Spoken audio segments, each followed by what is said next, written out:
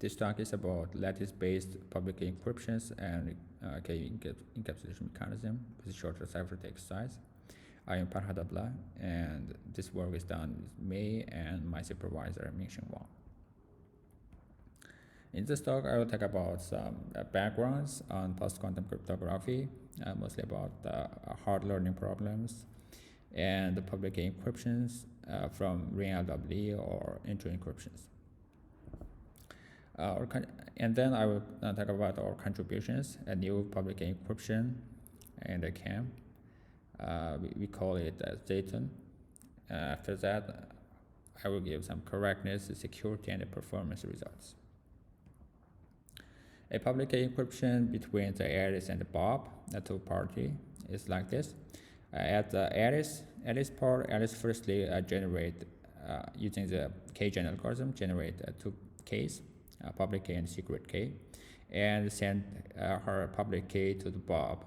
Bob encrypts his message and generate a ciphertext and send back the ciphertext to Alice. Alice uses her secret key and opens the lock and gets the message.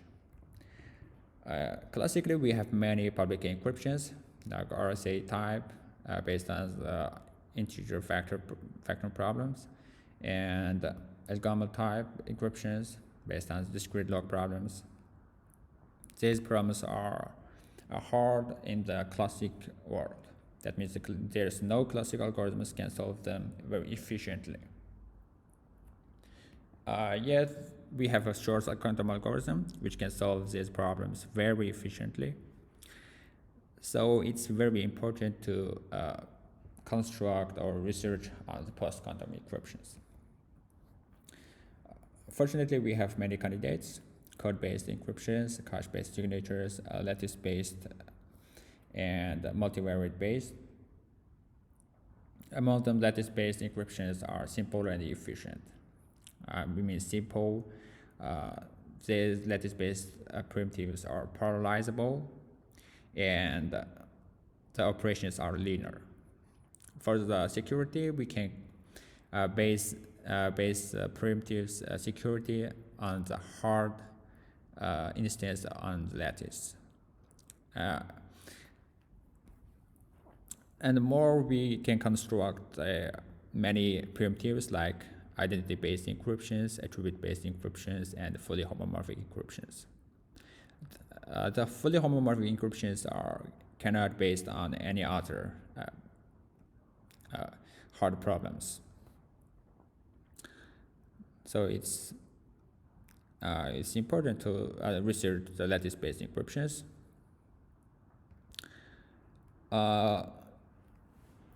Among them, we cannot base our primitives like PKE, IBE straightly based on the lattice problems. Or these primitives are relatively very inefficient. So we introduced a ring LW problem or intro problem, which is an intermediate problem. We can base our primitives based on these problems. For efficiency, the cryptographers introduced the ring version of the ring learning with errors problem. For the search version of the ring LW problem, is like this. It asks find the secret S given the polynomial many AI and BIs, where AI is randomly sampled from RQ, and the BI is computed as AI times the S plus a small error, where S is the secret and the search version is asked to find the secret. The decision version is distinguish AI and BI from the uniform over RQ, the two pairs.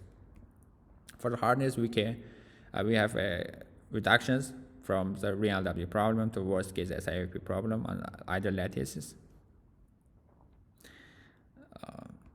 Another assumption is intro assumption, which is find the secret. So for the search version, asks to find the secret S from which belongs to the RQ from H. H is computed as S inverse of S times E, whereas E comes from a distribution X, and S is a small coefficient polynomial from R. So the Sargent version distinguishes H from a uniform over RQ.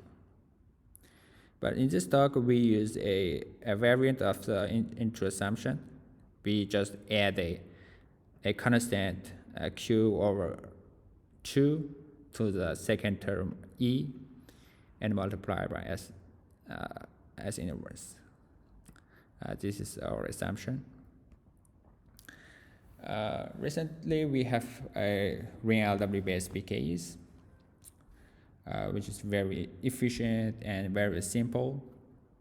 For the KJ algorithm, is just a ring LW sample, A and B. B is a ring LW sample, A times S plus A RE. Encryption is also two ring LW samples. We treat the A and B as uniform element, and R is a secret, and adds the two errors. And decryption is very linear, like C1 times S and C2 minus this second term, and rounding to 2. For the intro-based encryptions, the KJ algorithm needs one ring element for the public key, which is inverse of S times E, which is belongs to RQ, and the encryption algorithm generates one ciphertext in RQ. That's my mistake. And P times H times R plus mu. And decryption algorithms just computes the C times S. C times S. S means this one. S times H will generate E, and P times E times R, and which is small coefficients because R and E are small coefficients. And then if we mod P, we will cancel this term, and we will have S times mu. And then if we compute the mod P and S inverse of S, and we will get the message. One observation is intro have favor ciphertext or the public key is ring LW based. For the public key, the intro encryptions have one ring element, but the LW based needs two ring elements. For the ciphertext, the intro encryptions need one ring element, and ring LW based encryptions needs two ring elements. And decryption is very simple for both encryptions. But from the NIST post-quantum cryptography standardization competition finalists, we can see that even if the intro encryptions have one element in the public key and one element for the ciphertext, but the bit size of public key and the ciphertext have no significant improvement over the ring LW based encryptions. Even we have a better public keys for the ring LWR based encryptions here. So we will think that why this is happened. If we have one ring element, why this is much we can save more bit size.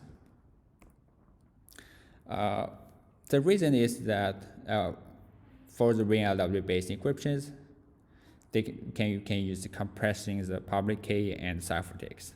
Compressing the public key, we generate a new error for the public key, and we increase the second term of the error term.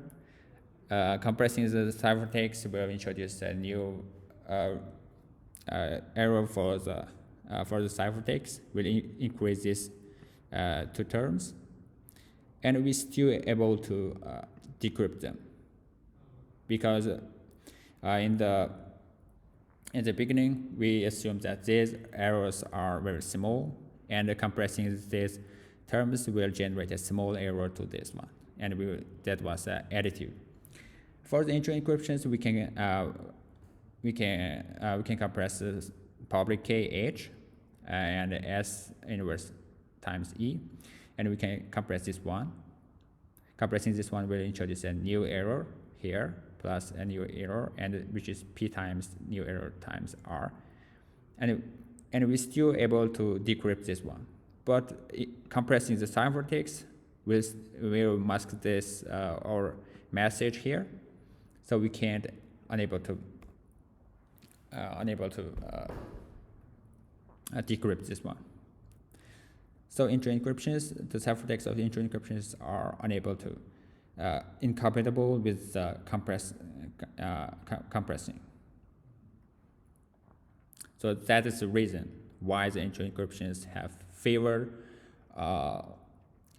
ring elements in public keys and ciphertext, but the bit lengths of the intro encryptions are not more significant advantage over the ring LW based encryptions.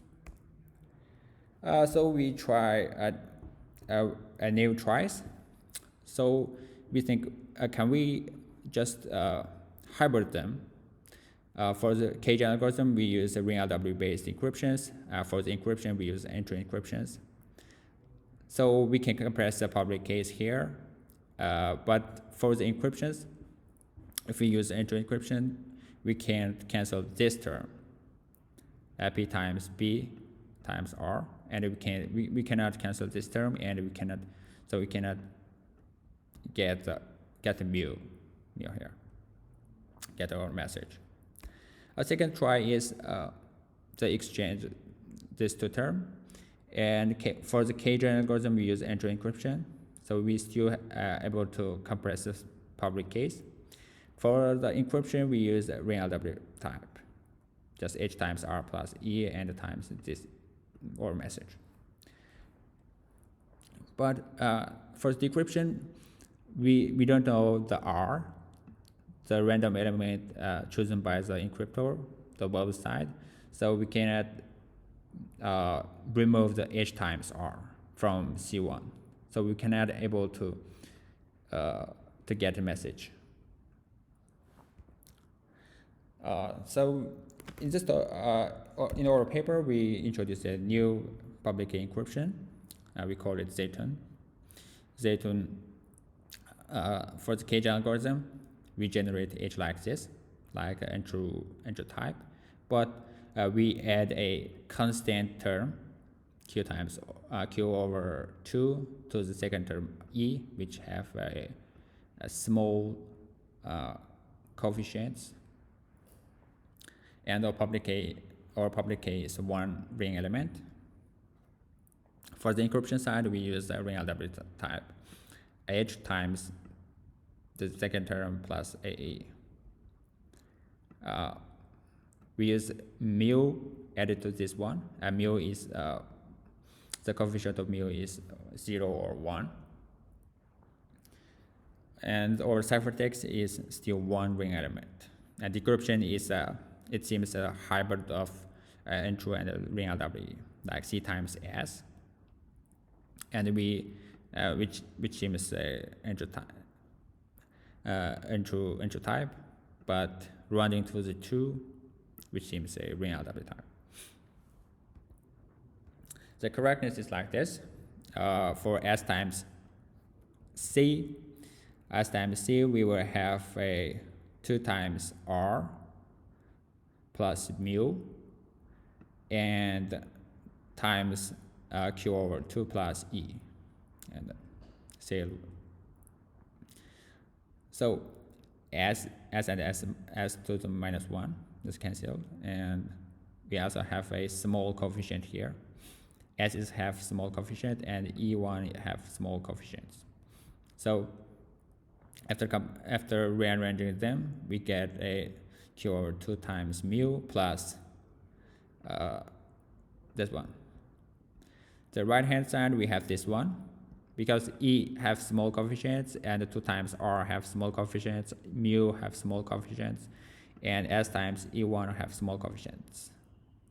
The one element we have to consider is this one, 2 times R times Q over Q2, which is still have a small coefficients.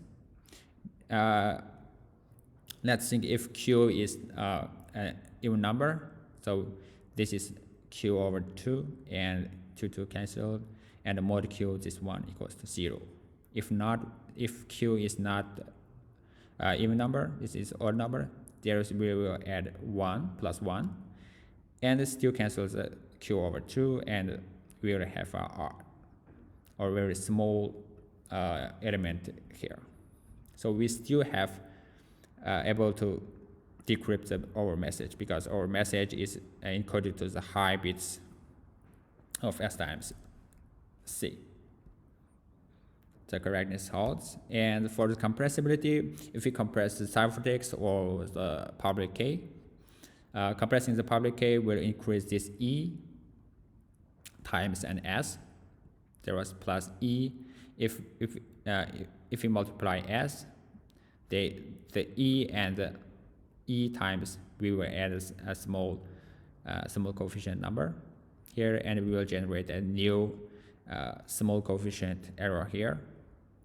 Compressing the C will increase this term, and we'll get E1 prime here, and rendering them, we still have this one, and we're still able to decrypt the ciphertext.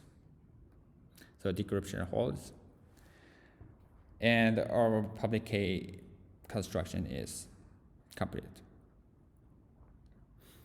For the security, if we assume the uniformity of age, so for the ciphertext size, the age times this one, we prove that this one is indistinguishable from real LW samples. So ciphertext as uniform. So by assuming the real LW problem and interception. If we want a one-way security, so we didn't use this one, and we may don't need this small error here. We just, the ciphertext is just h times 2 times r plus mu. This is enough for the one-way security, if you assume the one-way security of this encryption. And for the KEM, instead of simply encrypt a random message using our Zaytun encryption, we change them. The public key is still like this. It's similar to the Zaytun PKE. For the encryption or the encapsulation mechanism, we didn't multiply 2 times r plus mu here. We just multiply r and plus a e prime, because this one, in this case, we treat r as a new r, which is replaced by this one. So the mu is at least significant bits of this r.